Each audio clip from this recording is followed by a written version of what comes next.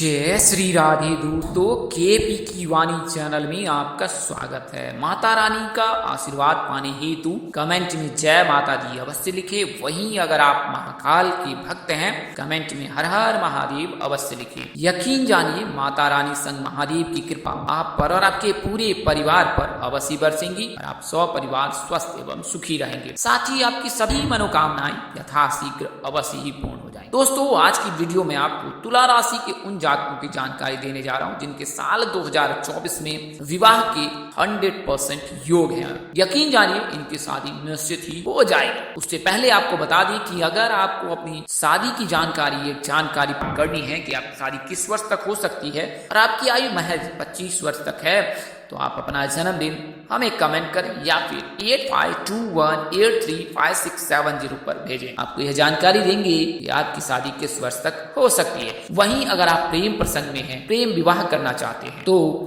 आप अपना और अपने पार्टनर का जन्मदिन हमें कमेंट करें। आपको यह जानकारी देंगे कि आपके प्रेम विवाह की योग कितने प्रतिशत है। हालांकि इसमें मामूली बदलाव हो सकता है और यह बदलाव कुंडली से होती है। अगर आप कुंडली विश्लेषण कराकर यह जानकारी ज्ञात करते हैं दोनों जातकों की, यकीन जानिए 100% सही जानकारी मिल जाएगी कि आपकी शादी लव मैरिज होगी या नहीं होगी। उसके अलावा मैं आपको बता दूं कि केपी की वाणी पर अब आप विवाह कुंडली बनवा सकते और इसमें यह जानकारी ज्ञात कर सकते हैं कि आपकी शादी किस वर्ष तक होगी, किस नाम से होगी, किस राशि से करनी चाहिए, दिशा कौन सी होगी, दूरी कौन सी होगी, जीवन साथी का नाम क्या होगा, उसका रंग कैसा होगा, रूप कैसा होगा, उसका व्यवहार कैसा होगा, क्या वह आपके मन मुताबिक होगा, क्या वह मनचाहा होगा, क्या माता पिता की सहमति से शादी होगी, संतान प्राप्ति के कितने योग बनेंगे, आसान शब्दों में कहीं कितने संतान होंगे, इसके अलावा सास ससुर का स्वभाव कैसा होगा, घर द्वार कैसा होगा, पति सरकारी नौकरी वाला होगा, प्राइवेट नौकरी वाला होगा या खुद का उसका व्यापार होगा या विदेश में व्यापार करता होगा, विदेश में रहने वाला होगा, क्या आप शादी के पश्चात विदेश जा पाएंगे या पाएंगी नहीं। तो ये तमाम तरह की जानकारी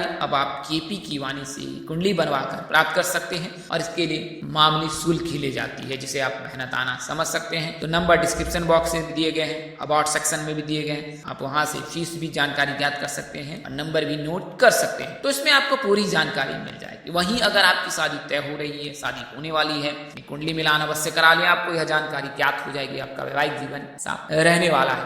अक्सर आपने देखा होगा कि विवाह उपरांत वैवाहिक जीवन में परेशानी आती है और जातक एक दूसरे से साथ नहीं रह पाते हैं। ऐसी स्थिति तब पैदा होती है जब कुंडली मिलान में किसी प्रकार का कोई दोष लगता है। तो ये सभी जानकारी अब आप मामूली शुल्क पर 8521835670 पर संपर्क कर प्राप्त कर सकते हैं। नंबर एक बार और दोहरा देता हूँ, 8521835670। तो इस नंबर पर आप संपर्क कर सकते। आइए अब वीडियो में आगे बढ़ते हैं। जैसा आपने थंबनेल में देखा है, जैसा मैं प्रारंभ में बताया है, उसी प्रकार से मैं आपको जानकारी देता हूं। तो सर्वप्रथम बता देता हूं कि विवाह की योग कब तक बनेगी। अगर कुंडली के सप्तम भाव में बुध है तो महज 20 वर्ष से विवाह के योग बने लगते हैं। कई ऐसे जातक हैं जिनकी शादी शीघ्र हो जाती है। आपके मन में यह कलमश आता है कि उनकी शादी कैसे जल्दी होगी और मेरी शादी क्यों नहीं हुई। इवन अगर आप देखें कि उनका आर्थिक स्थिति भी उतनी मजबूत नहीं होती है या फिर आप आर्थिक स्थिति से सबल होते हैं, इसके बावजूद भी बात नहीं बनती, तो ऐसा तब होता है कि उस जातक के कुंडली में बुध, गुरु, शुक्र,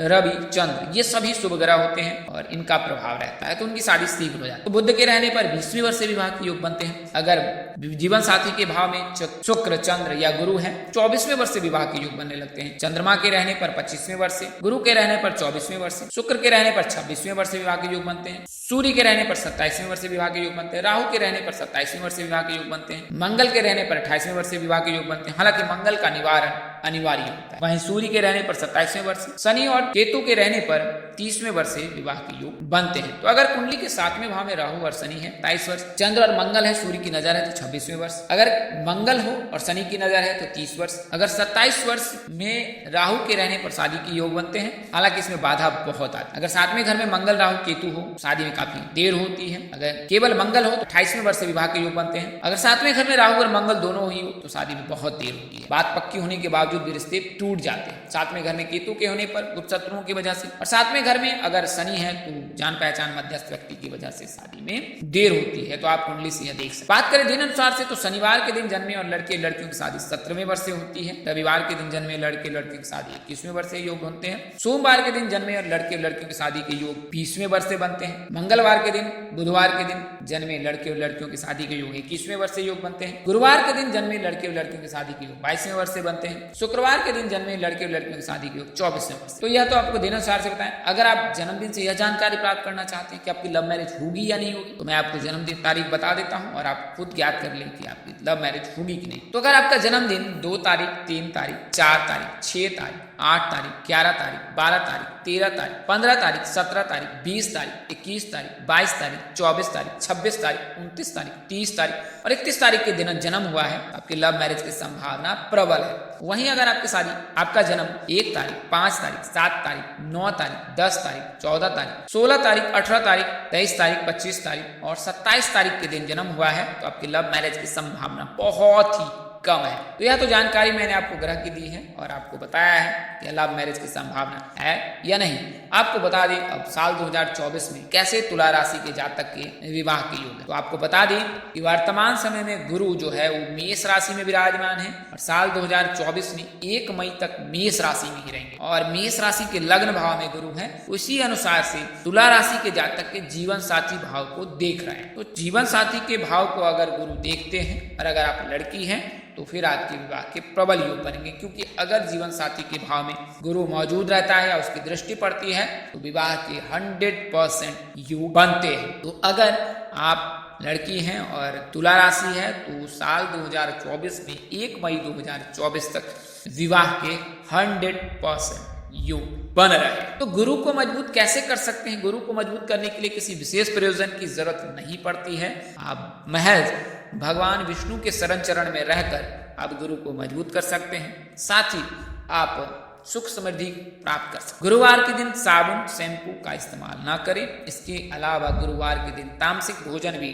ना ग्रहण करें। तामसिक भोजन में आप आसुरी प्रवृत्ति के भोजन को ग्रहण बिल्कुल ना करें। इसके अलावा गुरुवार के दिन सात्विक विचारधारा का ध्यान करें, सात्विक चीजों पर फोकस करें, ब्रह्मचर्य का नियम का पालन अवश्य ही करें। इससे जो है गुरु मजबूत होता है। इसके अलावा आप गुरुवार के दिन गुरुवार का व्रत रख सकती हैं और भगवान श्री विष्णु जी की पूजा उपासना कर सकती हैं। सुबह प्रातः काल में स्नान ध्यान करने के पश्चात जल में हल्दी मिलाकर जो केले के पौधे में जल का अर्घ दें। इससे भी जो है गुरु मजबूत होता है। तो गुरु मजबूत कर सकते हैं आप इन उपायों को करके। इसके अलावा गौ माता को आप रोटी खिलाएं या फिर गुड़ खिलाएं। रोटी में गुड़ डालकर भी गौ माता को खिला सकते हैं। इससे भी गुरु मजबूत होता है। तो एक बार गुरु मजबूत हो जाए तो जीवन में सभी प्रकार के जो सुखों की प्राप्ति जो है का क्रम वो जारी हो जाएगा आपके जीवन में और आप जीवन पर्यंत तक सुखमय जीवन व्यतीत करेंगे। किसी प्रकार की जीवन में कोई परेशानी नहीं आएगी। तो आइए अब आर नाम के यानी कि तुला राशि के जातकों के विवाह के बारे में बता दो। 1 मई 2024 तक तुला राशि के जातकों के विवाह के योग है। अगर आप आर नाम के जातक हैं तो आपकी राशि तुला होगी। अगर आप टी नाम के जातक हैं तो आपकी राशि तुला होगी। तो आर नाम के जो भी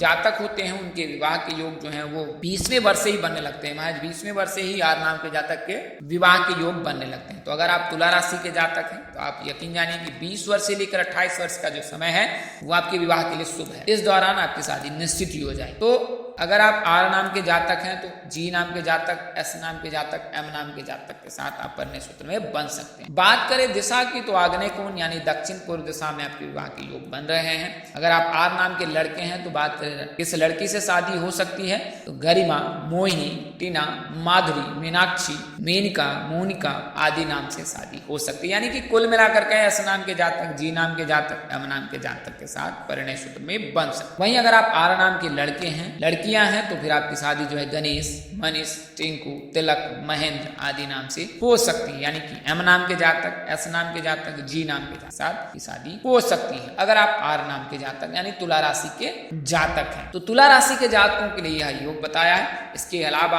आपकी जो है शुक्र जो है राशि स्वामी है और आराध्य जो है आपके माँ दुर्गा है। तो माँ दुर्गा की आप पूजा उपासना नित्य प्रतिदिन करें। हर शुक्रवार के दिन आप माँ दुर्गा के मंदिर जाएं, माता का दर्शन करें, माता को प्रणाम करें, माता के चरण में जो है आप अपने आर्थिक स्थिति के अनुरूप जो है उन्हें प्रसाद भेंट करें और उन प्रसाद को वहीं मंदिर प्रांगण में उपस्थित लोगों के मध्य वितरित कर दे। यकीन जानिए माँ दुर्गा की कृपा आप पर अवश्य बरसेंगी और नव वर्ष आपके लिए ढेर सारी शुभकामनाएं लेकर आएंगे। तो आज के लिए इतना ही। अगले वीडियो में फिर मिलेंगे। जानकारी देने में कोई त्रुटि रह गई हो तो कृपया क्षमा कर दीजिएगा। मेरी कोशिश आपको सत्य और सही जानकारी देने की रहती है। आज के लिए इतना ही। अगले वीडियो में फिर मिलेंगे। तब तक के लिए इजाजत दें। नमस्कार। जय श्री राम दोस्तों। जय श्री कृष्णा। जय माता दी। जय वाहिनी।